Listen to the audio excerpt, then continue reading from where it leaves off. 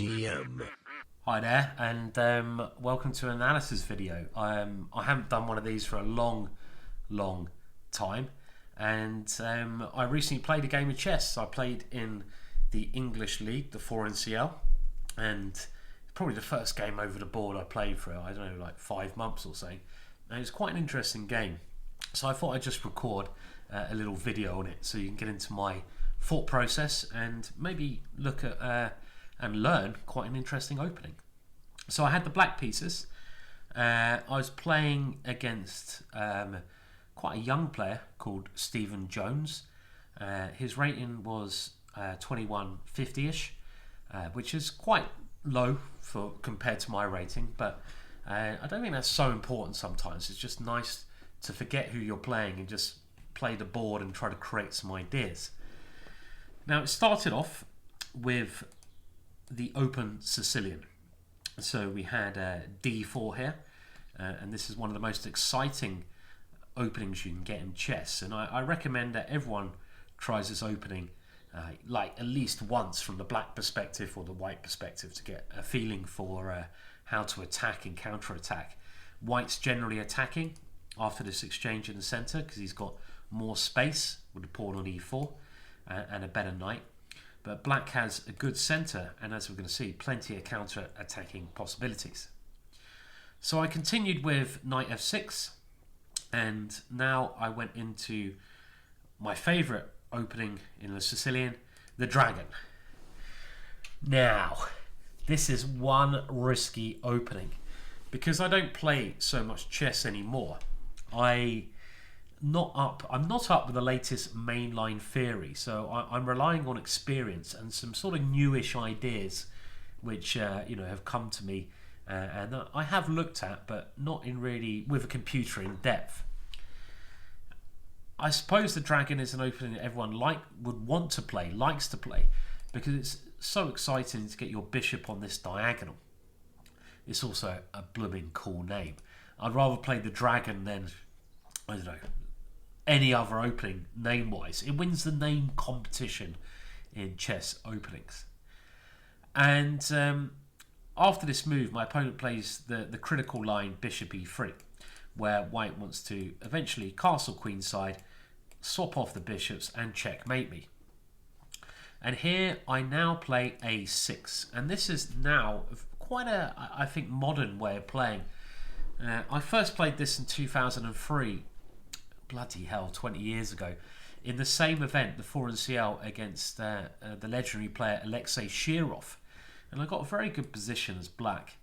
And the point is, you're holding back a little bit, but you want to advance with this move b5, and sort of waiting and seeing, leaving your king here. And there's a lot of subtleties to this, but my opponent continued in standard fashion f3. And normally, I have played b5 here, in recent years. But I saw an interesting idea which Magnus Carlsen had tried out himself, and that was with bishop g7. And now the normal move, queen d2, preparing to swap off those bishops. And now this little move. Boom! h5! Come on, Harry! Do-do-do-do-do. And you might be thinking, come on, Simon. What is this move? Well, it may look ridiculous, but it's a move that is aimed to slow white down on the king side. Now, if you don't play this move, but let's say you castle, then white has very dangerous ideas involved with bishop h6 and h4, even g4. All of these moves are very relevant, and white can attack you. So, for example, let's say g4, decent move, and the bishop comes here and this pawn comes here. Now, after h5, I'm trying to stop white's ideas. The bishop can't come here. The pawn on g2 can't come here. The pawn on h4 can go there, but it can't go anywhere else. I'm leaving my king here for the time being, and I'm going to try to wait until white castles and advance with piece play on the queen side, and we'll see this happen in the game. Now, I used to play the move b5 in these kind of positions, but the problem with this is when white hasn't castled, a4 is something that is quite annoying because you have to do something with his pawn and the king can still go kingside. So after h5, white's now got a decision to make, and my opponent castled queenside, which is a good move.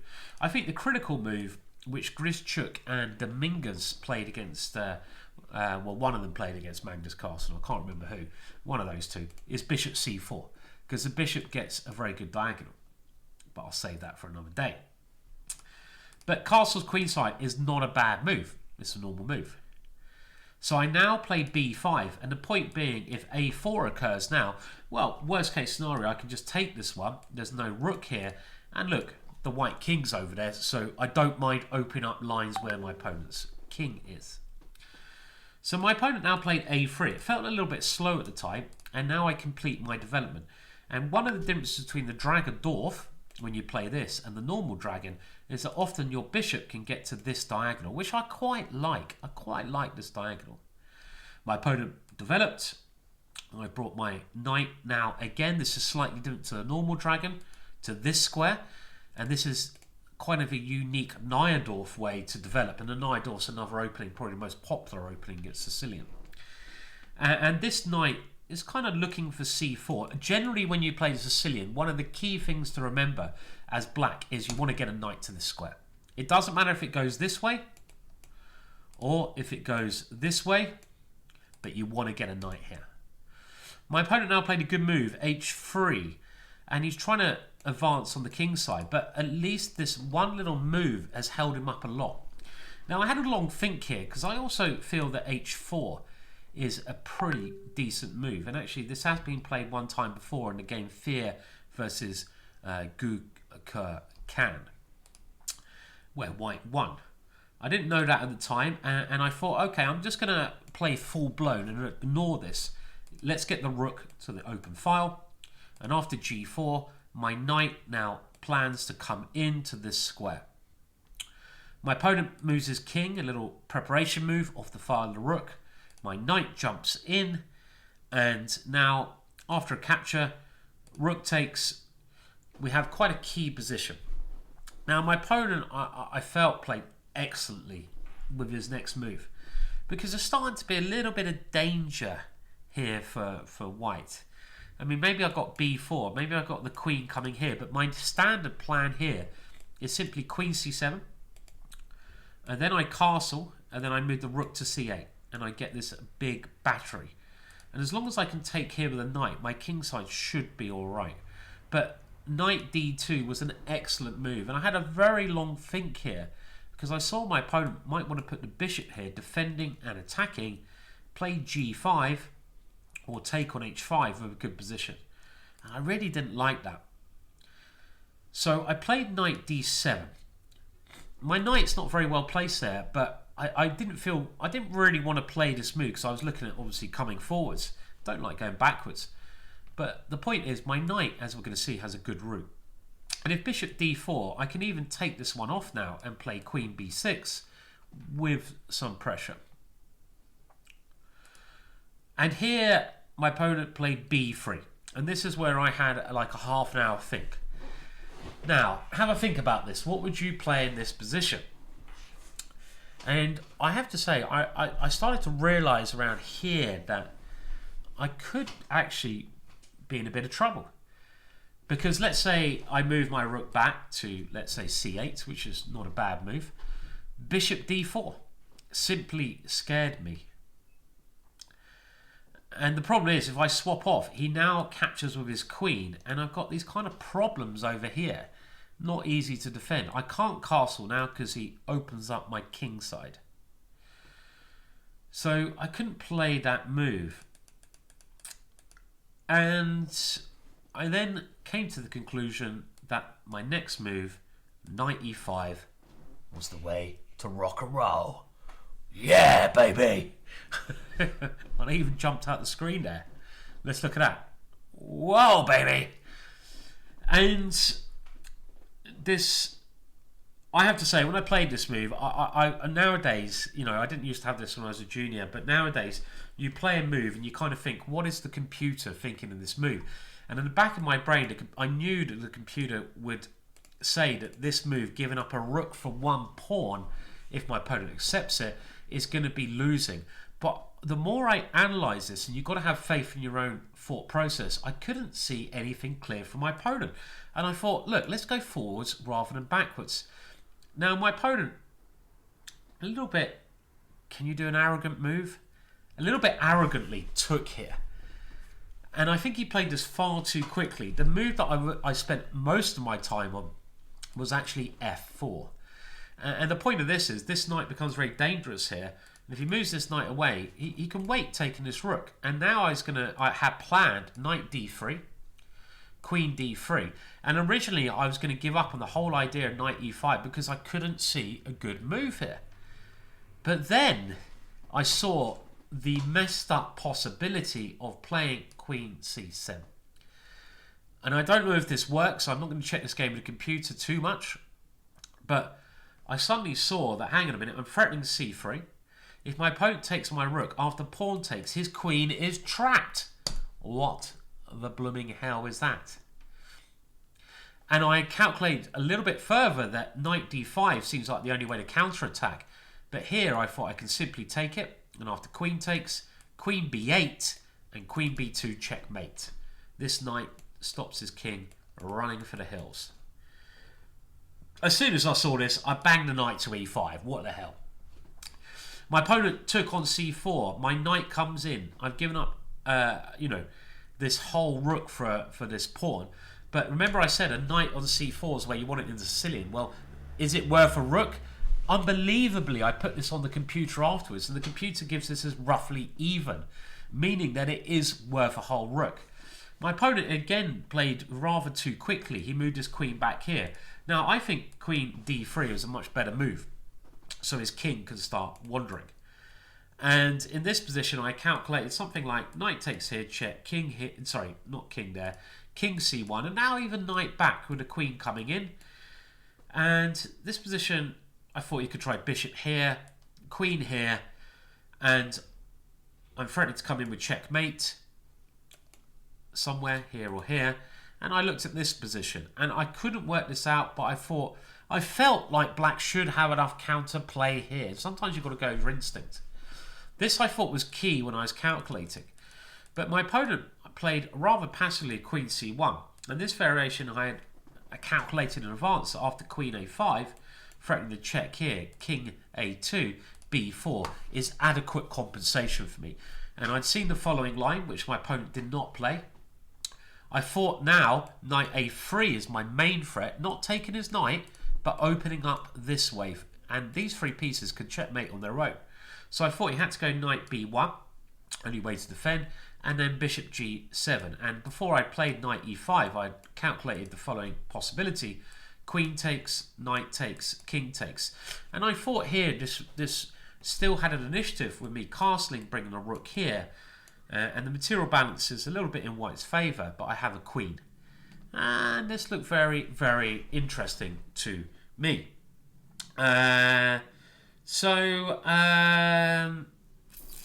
Interesting stuff. But my opponent now played, and I could not believe his next move, king b3. When he played this, I was like, hello, hello. And I did see this move, but I just thought it was rubbish. Now, we did analyse the game afterwards. My opponent was very happy about playing this manoeuvre. And he even went as far to say that he thought white was doing very well. And I think he maybe, you know, should have had a bit more respect for the attack than he did. Because now I simply take on c3. And I'm only one pawn down materialistically, but I've got so many great pieces. Point being, if he takes here, queen b5 is just checkmate. He played king a2, and his whole point, he thought, was that he's moved my pawn away, but he's wasted too much time. And funnily enough, the next part of the game was a lot harder than I thought, so maybe there was some truth in what he played. And I have to now think, how can we break through? And I've always got this rule when you're attacking, and that is, look at your advanced pieces, Can you do anything with these pieces? Well, I can't really come in here. His queen's defending okay. My knight can't really do anything. I don't really want to swap that strong piece off. My bishop is blocked by here. This bishop I saw would be ideal on this square. So this is the first thing I saw. But also I was thinking, what about my rook? And I thought, well, if I get my rook there, it's game over. So I thought, if you can't do anything with your immediate pieces, bring in the reinforcements. Now, there might be a better way to play, but castles, then knight d4, rook b8 brings in my last piece, so it's very harmonious. And after knight b3, I just tuck my queen up so it keeps an eye on the pawn. He took on h5, and now my whole point, bishop c8. The bishop tries to come here, and then each of my pieces is on their full potential. They're releasing their full potential, which is what we all want to do in life, but we often fail. He took on g6, and I wasn't bothered about recapturing. Probably I should have recaptured, but bishop e6, he took here, I took with a king, and now I've got a major threat of something like knight d2 here, blasting through. So he has to block out my bishop. I win a little bit of material back, so I think I'm only a pawn down here. And now I must admit, when I calculated this, I thought that after this move he had to go queen b1, and after queen b1 I was simply planning queen c2, and then I was going to take here and come to e2, winning. So when my opponent played queen d1, I suddenly realised there's a chess game here, and unbelievably it's not as easy as it looks because he's got a good defence. But then I saw a very nice idea. We're both a bit short of time. Queen c4, pinning the knight. Rook g1, and I have to admit I missed a win here. I played bishop f6 because I'd calculated the line knight takes b3, c takes b3, c2. And this is a beautiful winning idea. Because the point is, if he takes here, it's easily winning. I could take here, for example. And we had the rook coming to b2 and the rook to d2. Check, winning the rook. So I've obviously seen this variation. But what I had not seen is I looked at rook takes g7 check. And the only calculation I made is that king takes now allows this queen, for example, to come here. Check, I move my king, he takes here, and I'm losing. But I had missed this amazing idea that my king could come to d7. And it's funny I'd missed this idea because I saw it in another variation. Actually, I'm winning here. Bizarre position. Because I'm threatening queen takes b3 or pawn takes queen. But I had seen that bishop f6 should be winning. Now the point is, I'm threatening the same thing, takes and push the pawn. He can now defend better, but he played the most obvious move, rook g4, and now there's a winning move. Can you see the winning move? Pause this video now if you need to. Black to play and win. And obviously I had to see this move in advance, otherwise it's not really working, this whole idea. Did you find it? Only move, rook takes b3. Now the issue is, if I go knight takes b3, he simply takes my queen. And I don't have a good follow-up here. Not enough. If I go rook takes b3, we're going to see what happens if he takes my queen. If he ever takes my rook, then c2 is clearly winning. Because I'm going to win a queen and win two queens. I'm going to win two queens in one move. I'm going to win a queen and get a queen. Or I'm taking here with checkmate. So he has to play rook takes c4. Then we have a move which is called an intermezzo move, and the move in the middle, which is rook b2 check, forcing king here. I take his rook, and there's no way now he can stop my knight getting to c2. And this is the very nice point behind this. In advance, I had to have calculated what would happen after this move when he tries to get counterplay with check. And it's weird that I miss this maneuver earlier, but I calculated that if I take here, he checks, I come here, and my king comes to c7. He runs out of check. Knight takes c2 will probably mate him. So the end of the game is nigh. He played a desperate move. Bishop takes c5, trying to stop my knight getting here. And after I took, he played here, trying to get his queen in. But now my knight stops that idea, attacks his queen, threatens to take on c2. My opponent resigned here. The only other thing he could try is this move. There's a number of ways to win. But the simplest is maybe just to take the queen, and after he queens, we come back, and then we're going to take there and probably win another queen.